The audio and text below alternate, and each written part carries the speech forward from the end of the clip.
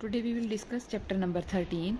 Students, chapter number 19 में हमने देखा है कि जो जो इटालियन आर्मीज थी उनको है रिट्रीट करने के लिए ऑर्डर्स आ चुके हैं। तो हेनरी अपने कुछ एम्बुलेंस के जो साथी हैं, बनेलो है, पियानी है और आइमो है, उन सब के साथ है वो रिट्रीट कर रहा है। पर उसने एक दूसरा साइड से रोड टर्न किया था और रास्ते में उसकी एम्बुलेंस है वो मड में फंस जाती है। तो वो पैदल ही एक प्लेस है पियानो, उस प्लेस की तरफ है वो बढ़ रहे हैं। तो देखो, हेनरी और उसके साथी हैं वो रास्ते में जब वो एक अलग रोड लेते हैं उस रास्ते से चलते हैं। रास्ते में वो तो एंड में वो क्या देखते हैं कि वो एक रोड पे पहुंच जाते हैं जो उनको एक नदी पे ले जाता है।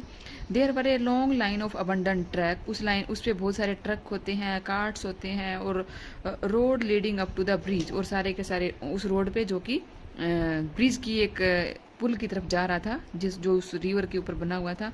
The river was high and the bridge had been blown up in the centre. River बहुत काफ़ी, हम कहें कि जो रोड होता है उससे काफ़ी ऊंची होती है और उसके ऊपर जो ब्रिज बना हुआ था उसको ब्लोन ओवर कर दिया गया था, उड़ा दिया गया था बीच में से।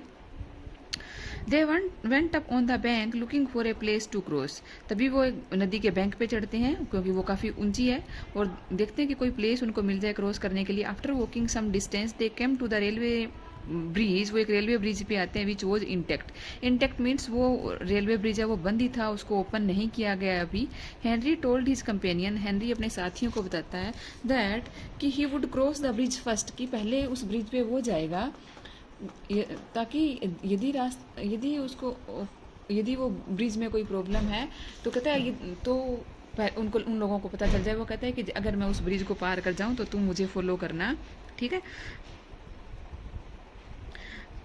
ही just up the river was yet another bridge, और जैसे ही वो ऊपर चढ़ता है उसके रेलवे ब्रिज पे वो देखता है कि उसी रिवर के पास नदी के ऊपर एक अनोदर ब्रिज होता है। Henry saw a motor car crossing the other bridge. उस ब्रिज पे देखता है कि एक मोटर कार क्रॉस कर रही होती है। The driver and other man in the car wearing German helmets. Henry now waved to his companion to follow him and they did so. वो उनको इशारा करता है कि वो आ जाएं। Henry told them that he had seen German staff car which was crossing the bridge. उनको उन जर्मन कार्स के बारे में बताता है और जब वो अपने रोड पे और आगे चल रहे होते हैं तो वहाँ पे वो कुछ और मोटरसाइकिल जो कि बाईसाइकिल का ट्रूप होता है उनको भी देखता है और उन सब ने भी जर्मन हेलमेट्स पहने होते हैं। अब हेनरी और उसके साथी हैं, उनको हैरानी होती है कि उनके इस एरिया में ऑस्ट्रियंस को होना चाहिए क्योंकि उनकी जो इटालियंस की लड़ाई तो ऑस्ट्रियन के साथ थी, तो वहाँ पे जर्मन सोल्जर है क्यों फ्रीली घूम रहे हैं और उनको एक भी ऑस्ट्रियन सोल्जर है वहाँ दिखाई नहीं देता, क्योंकि अब इस वॉर में जर्मन्स भी है वो पार्टिसिपेट कर चुके थे। और वो देखते हैं कि ऑस्ट्रियन अब उनका विरोध क्यों नहीं कर रहे हैं। ना ही वो ये समझ पाए कि वहाँ पे ऑस्ट्रियन सोल्जर क्यों नहीं था। हेनरी को हैरानी होती है कि अब वो पता नहीं कैसे हैं अपने डेस्टिनेशन पे पहुंच पाएंगे जो कि उनको स्टेशन दिया गया है पोर्डिनोन, जहाँ पे जाके उन लोगों को रिपोर्ट करनी थी अपनी एम्बुलेंस के साथ। बट वो अपनी एम्बुलेंस है अभी भी पीछे छोड़ चुका है क्योंकि वो मड में फंस चुकी थी। अब वो कोशिश उनकी यही है कि जो उनसे 10 किलोमीटर दूर एक प्लेस है उडीन, वहाँ पे वो पहुँच जाए। बट इसी बीच ही saw another troop of bicycle soldier passing along the road, जो रोड से गुजर रहा होता है। Henry and his friends dropped down beside the embankment on the river to hide themselves. अभी उस रिवर के एम्बैंकमेंट यानी उस रिवर के जो जैसे होता है ना किनारे के ऊपर बंधाई की होती है मिट्टी से, उसके पीछे वो खुद को छिपा लेते हैं ताकि उन सोल्जर्स को वो दिखाई ना दे। Just at that time some shots were fired from behind a bus. तभी एक झाड़ी के पीछे से कोई शूट करता है and one of shoot hit Aymo and killed him, और उनका एक साथी है वो मारा जाता है जो कि एक एम्बुलेंस ड्राइवर है आइमो। Henry said that the soldier whom they had seen were not Germans but Italians wearing German helmets. अब हेनरी को शक है कि वो जो जिन लोगों ने उनको शूट किया है, आइमो को शूट किया है, वो जर्मन सोल्जर्स हैं। सॉरी, जर्मन सोल्जर नहीं है, वो कौन है, इटालियन सोल्जर है जिन्होंने जर्मन सोल्जर्स की हेलमेट हैं वो पहने हुए हैं। जो रेस्ट पार्ट है हम नेक्स्ट स्लाइड में करेंगे। तो ये जो 13th चैप्टर था उसी का ही रेस्ट पार्ट है। यहाँ हम क्या देखते हैं कि ahead across the fields was a farm house. अब वो क्या करते हैं, उन फील्ड्स को वो क्रॉस करके जहाँ पे वो छुपे हुए थे जाते हैं, एक फार्म हाउस होता है। अब बनेलो और पियानी दो ही साथी उसके साथ रह जाते हैं। वो फार्म हाउस में जाके देखते हैं कि वो बिल्कुल खाली होता है। But here they found some sausage and wine to satisfy their hunger and as well as their thirst, भूख और प्यास को वो शांत कर लेते हैं। आफ्टर ए लिटिल वाइल, कुछ समय बाद, हेनरी डिस्कवर्ड दैट बनेलो हैज डिसअपियर्ड। हेनरी को पता चलता है कि बनेलो उसके साथ नहीं है। Piani told that Bonello didn't want to get killed like Aymo and that he had gone away in order to be taken prisoner. इसलिए कहता है वो हमसे दूर चला गया, वो छिपना नहीं चाहता, वो चाहता है कि इससे अच्छा तो वो एक प्रिजनर बन जाए, उसको बंदी बना लिया जाए। Piani said that he would stick to Henry, and then they resumed their journey towards Udine. They saw a German battalion marching along the main road. German battalion को देखते हैं। Fortunately, Henry and Piani escaped their notice. They walked all night toward the river, जिसका नाम क्या है, Tagliamento. On the way, they saw large crowd of people in retreat. बहुत सारे लोग हैं जो वापस जा रहे हैं। Henry had not realized how gigantic the retreat was, क्योंकि ये विशाल retreat होती है। And the whole country was moving as well as army. Before daylight, Henry and Piani reached the bank of the river Tagliamento and followed down along the flooded river to the bridge where all the traffic was crossing. अब वो उसी जो flood से भरी हुई या जो river है जिसमें फुल पानी होता है वहाँ पे पहुँच जाते हैं, जहाँ ऐसे प्लेस पे पहुँच जाते हैं जहाँ पे सारा का सारा ट्रैफिक है वो क्रॉस कर रहा होता है। They went along the bank and just got in to crowd of people who were crossing the bridge. लोगों की भीड़ में वो घुस जाते हैं। Henry wondered how what would happen if a plane were to bomb the bridge at that time. तभी Henry के माइंड में विचार आता है कि यदि इस टाइम अभी किसी ने बम गिरा दिया तो उनके साथ क्या होगा, क्योंकि पूरी की पूरी भीड़ है वो उस ब्रिज पे है। तभी क्या होता है, at far end of the bridge, bridge के दूसरे एंड पे, there were Italian officers and soldiers standing on both side. दोनों ही साइड है इटालियन ऑफिसर्स और सोल्जर्स होते हैं। Flashing lights as the day had not yet done, और वो क्या है, उन लोगों के ऊपर लाइट फ्लैश कर रहे हैं क्योंकि अभी तक है सूर्योदय नहीं हुआ था। And it was quite dark, पूरा अंधेरा होता है। The officers were scrutinized everyone in the crowd, हर एक पर्सन को वो स्क्रूटनाइज यानी उसकी अच्छे से उसकी जांच पड़ताल कर रहे थे। Just before Henry and Piani reached the point, Henry और पियानी के उस पॉइंट तक पहुंचने से पहले Henry saw lieutenant colonel being taken out from the crowd for cross examination. देखते हैं कि एक लेफ्टिनेंट कर्नल होता है उनमें, उसको वो क्रॉस एग्जामिनेशन के लिए बाहर निकाल लेते हैं। The next moment Henry found some of Italian soldiers rushing towards him, उसके पीछे भागते हैं। एंड पियानी उन दोनों के पीछे भागते हैं। And catching hold of them, और दोनों को पकड़ लेते हैं। Henry kicked one of the soldier, Henry एक सोल्जर को किक करता है क्योंकि वो वहाँ से भागने की कोशिश करते हैं। उनको पता लग गया है कि यहाँ पे सोल्जर्स को वो क्रॉस एग्जामिन कर रहे हैं जो मिलिट्री पुलिस है। हेनरी सोल्जर को किक करता है कि वो खुद एक ऑफिसर है। So soldier couldn't touch him but he was told that he would be shot if he resisted, परंतु वो उसको कहते हैं कि वो उसको शूट कर देंगे यदि वो उनके साथ नहीं गया तो। Henry learned that he was dealing with military police, अब हेनरी को पता चलता है कि ये मिलिट्री पुलिस है जो उन सबको क्रॉस एग्जामिन कर रही है। उनको ऑर्डर दिए गए हैं whom they have suspected, जिन लोगों पे मिलिट्री पुलिस को शक है कि उन्होंने अपनी पोस्ट से जहाँ पे उनको डेप्यूट किया गया था वहाँ से वो भागे हैं या उन्होंने अपनी पोस्ट को डेजर्ट कर दिया है, छोड़ दिया है, तो उन लोगों को वो क्रॉस एग्जामिन कर रही हैं सस्पेक्टेड पर्सनस को। तो यहाँ बल्कि उन लोगों को रिट्रीट होने के लिए ऑर्डर आ चुका है, फिर भी जो मिलिट्री पुलिस है वो उन सबको चेक कर रही है कि कौन कौन है जो अपनी पोस्ट पे या अपनी बटालियन के साथ नहीं है। Chapter 13. Next we see that the cross examination of Lieutenant Colonel was now going on. अभी भी उसका क्रॉस एग्जामिनेशन है, चल रहा है, मीन्स उससे अभी भी सवाल जवाब हो रहे हैं। Then would come the turn of Henry and Piani, और उसके बाद हेनरी और पियानी की टर्न थी जिनको इंटेरोगेट किया जाना था, उनसे क्वेश्चनिंग होनी थी। The officer of the military police asked the lieutenant why he was not with his regiment, पहला क्वेश्चन है। The lieutenant colonel gave them the reason that because of the confusion of retreat, की confusion की retreat की वापस हटने की confusion के कारण है वो अपनी बटालियन के साथ नहीं है। He had got separated from his regiment, one of the questioner said, तभी एक पर्सन उसमें से कहता है it was the person like the lieutenant colonel, कहता है ये तो लेफ्टिनेंट कर्नल की ड्यूटी होती है। He was responsible for letting down their country, और वही जो लेफ्टिनेंट कर्नल है, क्योंकि उस आर्मी तो उसी के ऑर्डर को फॉलो करती है, इसलिए कहता है वही रिस्पॉन्सिबल है कि वो अपनी कंट्री को या तो हार की तरफ ले जा सकता है या जीत की तरफ ले जा सकता है। और कहता है कि तुमने ही अपनी फादरलैंड को, अपनी जो मातृभूमि है, कहता है उसको डिफीट की तरफ लेके गई हो, तुम उसके लिए रिस्पॉन्सिबल हो। और तभी लेफ्टिनेंट कर्नल है ऑर्डर देता है कि इस वो लेफ्टिनेंट कर्नल को मार देने के या शूट करने के ऑर्डर देते हैं जो ऑफिशियल्स हैं, उसको क्रॉस एग्जामिनेशन करते हैं, या जो मिलिट्री पुलिस है। तब हेनरी है, क्योंकि अगली टर्न उसकी होती है, Henry had now to take a quick decision, अब हेनरी को एक क्विक डिसीजन लेना था।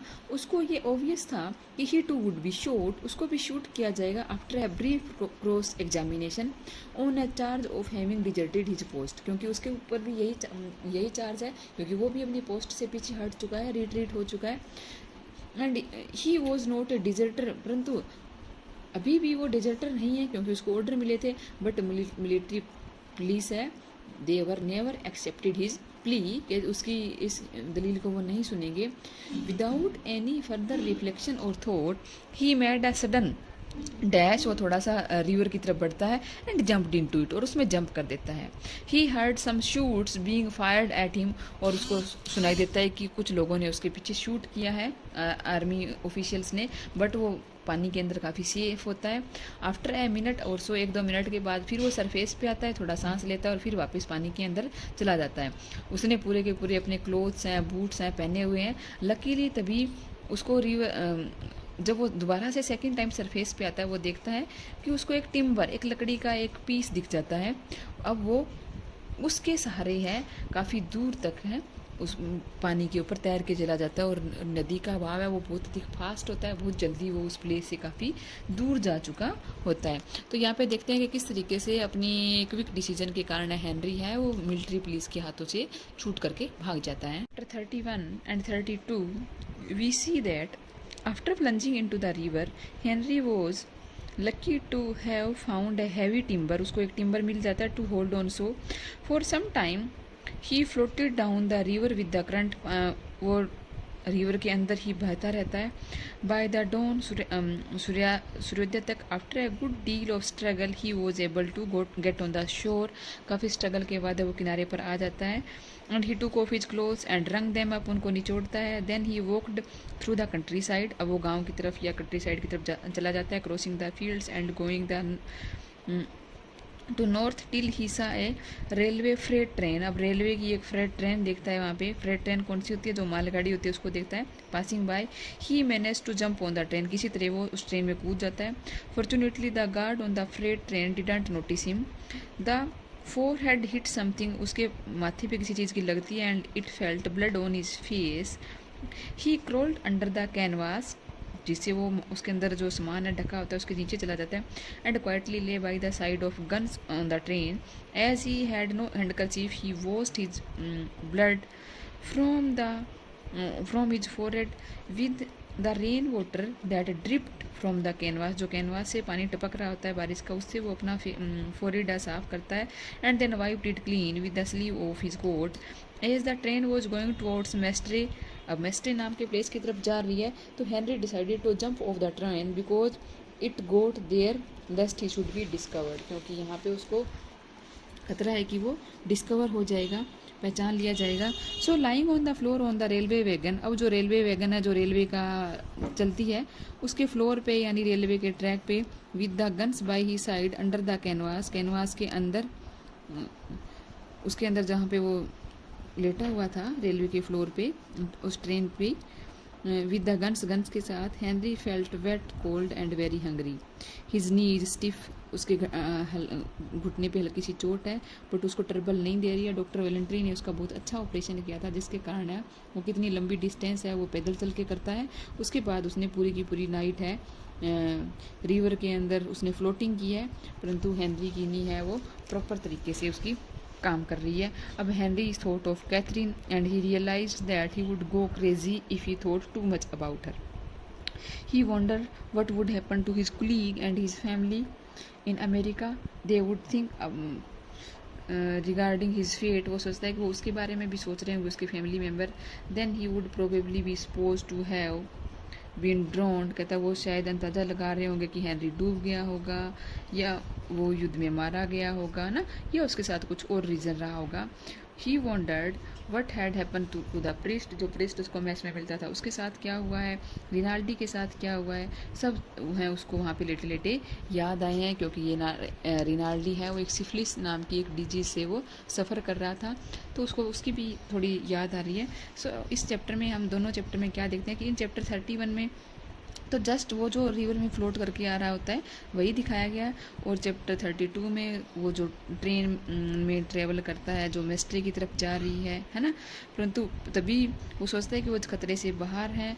तो यहाँ हम कह सकते हैं कि उसके पास एक नेचुरल थिंकिंग की भी उसको दिखाया गया है कि फिर वो रियलिस्टिक डिस्क्रिप्शन है, वो कैसे कैसे कैथरीन के बारे में सोचता है, अपने साथियों के बारे में सोचता है. That's all about in chapter 31 and 32. Chapter number 32 में हम देखते हैं कि हेनरी डिसाइड करता है कि जो ट्रेन है वो मेस्टे की तरफ जा रही होती है और उसको मेस्टे नेम के प्लेस पे नहीं जाना है. तो डिसाइड करता है कि वो ट्रेन से उतर जाएगा, परंतु उसकी जो हम कहते स्पीड टू फास्ट होती है, परंतु वो Henry got off to the freight train, जो मालगाड़ी होती है उससे उतरने में वो मैनेज कर लेता है. कहाँ पे, इन मिलान नाम के प्लेस में, जब वहाँ पे वो थोड़ी सी स्लो होती है, क्योंकि मालगाड़ी है वो तो एवरी स्टेशन पे तो वो रुकेगी नहीं, जस्ट वो थोड़ी सी स्लो होती है, वहाँ पे वो उतर जाता है. द टाइम वॉज मॉर्निंग का टाइम था, परंतु अभी भी है, सूर्योदय नहीं हुआ था. एक शॉप को खुला दे करके ही वेंट इन, वो उसमें जाता है, कुछ कॉफ़ी लेता है. जो प्रॉपर्टी जो शॉप का जो ओनर होता है वो काफ़ी हेल्पफुल होता है, वो उसको कुछ वाइन भी ऑफर करता है, बट हेनरी है वो मना कर देता है.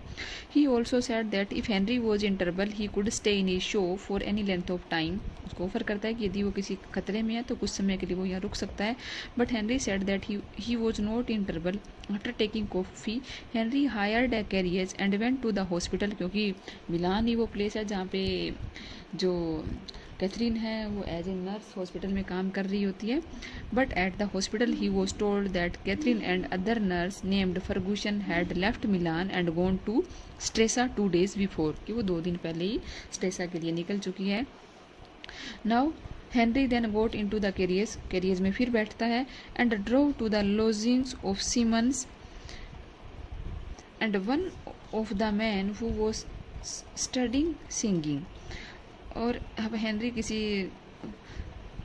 एक कहीं की कैरियज में, किसी छकड़े में, किसी साधन में बैठता है और drove to the lodging of Simmons, जिसके अंदर क्या है, कुछ सामान है सीमंस का.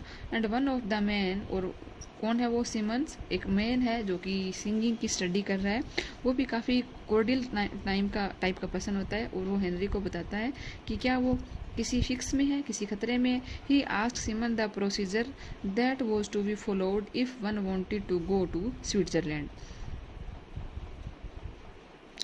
उससे सीमन से पूछता है कि स्विट्जरलैंड जाने का प्रोसीजर क्या है. Simmons replied that Italian would not let him go out of the country, कि इटालियन है उसको वहाँ से जाने नहीं देंगे.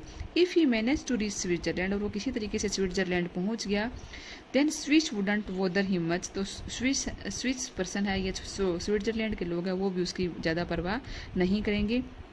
Henry asked Simmons to go and buy some civilian clothes for him. वो कहता है कि वो, क्योंकि वो आर्मी की ड्रेस में होता है, उसको कहता है कि वो उसके लिए कुछ सिविलियन कपड़े खरीद कर लाएं. Simmons said that there was no need for Henry to spend money on clothes. कहता है कि उसको कपड़ों पे पैसे खर्च करने की कोई ज़रूरत नहीं है. ही ओपनड हिज क्लोजेट, वो अपना क्लोजेट खोलता है, and invited Henry to choose the clothes he wanted. अपनी अलमीरा या जिसमें भी उसने अपने ब्रीफ केस में जिसमें कपड़े रखे होते हैं, कि वो जो भी कपड़े चाहिए वो चूज कर सकता है. The clothes would fit him, कपड़े उसको फिट आते हैं, और क्योंकि वो भी सीमन भी उसी के साइज का होता है. Henry said that once upon a time he had lived in Rome where he studied architecture. ठीक है. Simmons advised him to go to Switzerland without delay. All he had to do was to row a boat across the lake to get there. क्यों? क्योंकि वो उसके लिए इतना कर सकता है कि रो ए बोट, उसके लिए बोट का इंतजाम कर सकता है लेक के पास। Henry said that he had first to go to Stresa in order to meet Catherine. कहता है परंतु पहले वो कैथरीन से मिलने के लिए स्ट्रेसा नेम के प्लेस पे जाएगा। whom he wanted to take him with to Switzerland, क्योंकि वो चाहता है कि कैथरीन भी उसके साथ जाए। तो यहाँ पे हम कुछ कैथरीन के लिए भी जो हेनरी का डिवोशन है वो देख सकते